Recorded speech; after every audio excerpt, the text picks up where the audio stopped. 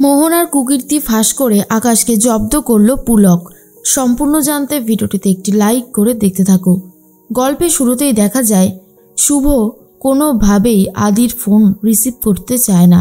শুভ তখন ভাবে আদি আমাকে যতবারই ফোন করুক না কেন আমি কোনোভাবেই ফোন ধরবো না, কিন্তু এত বার করে আদি ফোন করছিল যে শুভ কোনোভাবেই আর এড়িয়ে যেতে পারেনি, আর সেই জন্য ফোনটা রিসিভ করে। সেই মুহূর্তেই আদি তখন বলে, প্লিজ শুভ তুমি ফিরে এসো, আমি তোমার সাথে কিছু কথা বলতে চাই, তুমি এইভাবে আমাকে অ্যাভয়েড করে যেও না প্লিজ। শুভ তুমি আমার কথা শুনতে পাচ্ছ? শুভ তখন বলে, কেন যাব আমি ফিরে? তোমার কাছে তো এখন মোহনা আছে, তুমি বরং মোহনাকে নিয়েই থাকো, আমি কোনোভাবেই তোমার সাথে থাকতে চাই না আদি, তুমি তো তোমার ছেলেকে নিয়েই আছো, অসুবিধার কি হয়েছে? এর মাঝখানেই শুভ তখন ভাবে, আমি জানি আমি আদিকে অনেক কষ্ট দিচ্ছি, কিন্তু আমার কিছু করার নেই, যদি আমার কিছু করার থাকতো তাহলে তো আমি অবশ্যই করতে পারতাম, কিন্তু এখন আমাকে এইভাবে অভিনয়টা চালিয়ে যেতেই হবে। তখনই আদি বলে, তোমাকে ছাড়া আমি একদমই ভালো থাকতে পারছি না শুভ, প্লিজ তুমি ফিরে এসো। কিন্তু কোনোভাবেই আর শুভ ফেরত যেতে চায় না, আর বলে আমার পক্ষে ফিরে যাওয়া কোনোভাবেই সম্ভব নয়। এই বলেই ফোনটা কেটে দেয়, আর আদিও অনেক বেশি কষ্ট পায়।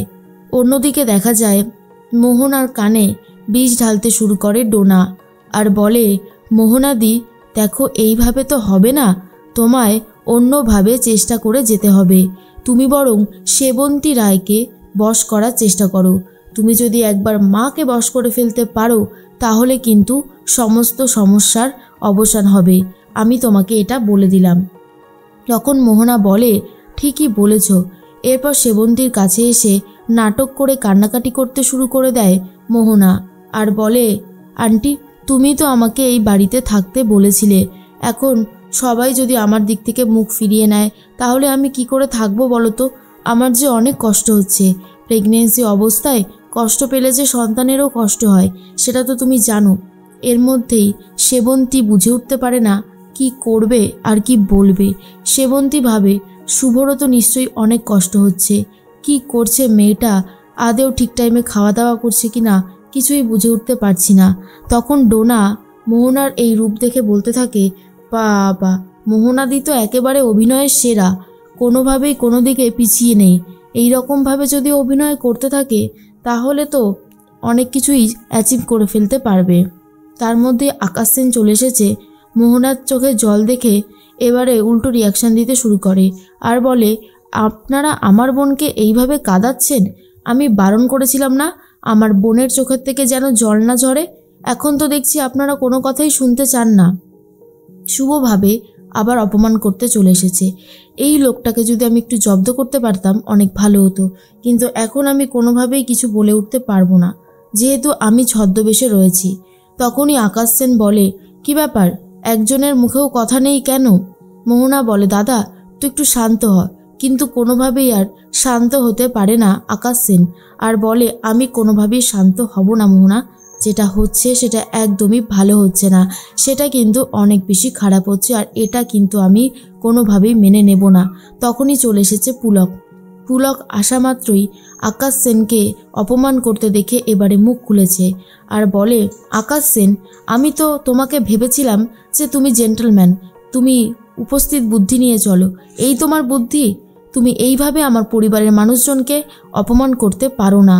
আকাশ সেন বলে, আপনি এতদিন বাইরে ছিলেন, আপনি তো জানেন না কি হয়েছে, পুরো ব্যাপারটা শুনুন তারপর বুঝতে পারবেন। পুলক বলে, আমি আমার পরিবার থেকে দূরে ছিলাম বলে যে কিছুই জানি না তেমনটা তো নয়, আমি অনেক কিছুই জানি, আর সেগুলো সবটা বলবার সময় এসে গেছে।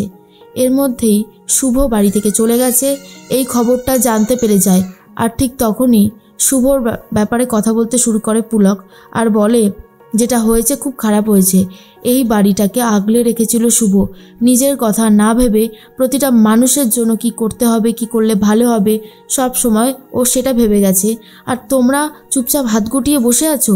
গ্রামের বাড়িতে সারাটা বছর শুভ কত সুন্দরভাবে গুছিয়ে রাখতো, জগদ্ধাত্রী পুজোতে গিয়ে তো আমরা সবাই মিলে আয়েশ করতাম, আর সেখানেও কিন্তু শুভ শুভ বলে তোমরা সারাদিন শুভ নাম জপ করতে, আর এখন সেই মেয়েটাকে এইভাবে ভুলে যেতে পারলে তোমরা? একজনের মুখের থেকেও কোনো কথা বেরোয় না। দাদু বলে, তুই জানিস না পুলক, শুভ কতটা কষ্ট পেয়ে এই বাড়ি ছেড়েও চলে গেছে। আমরা তো ভাবতেই পারিনি যে ও এইভাবে চলে যাবে।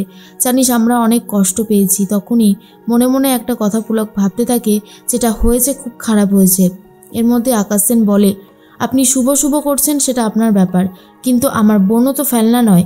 ওর এই অপমান আমি কোনোভাবেই মেনে নেব না।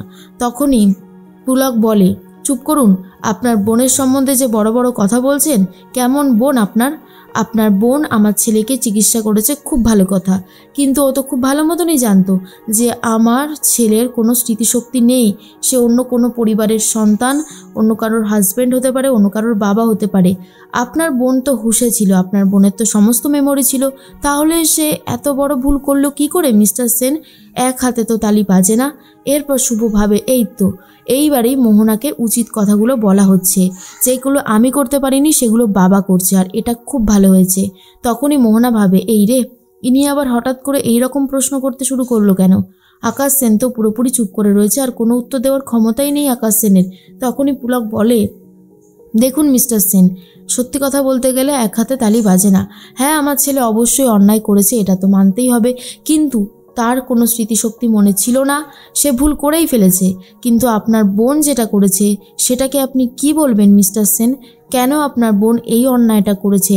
এখন যদি আমার বাড়ির লোক প্রশ্ন করে যে আপনার বোন সব জেনে শুনে কেন আমার ছেলের সাথে অ্যাফেয়ারে যুক্ত হয়েছিল, তখন আপনি কি কোনো উত্তর দিতে পারবেন? এরপরে আকাশ আর একটা কথাও বলতে পারে না।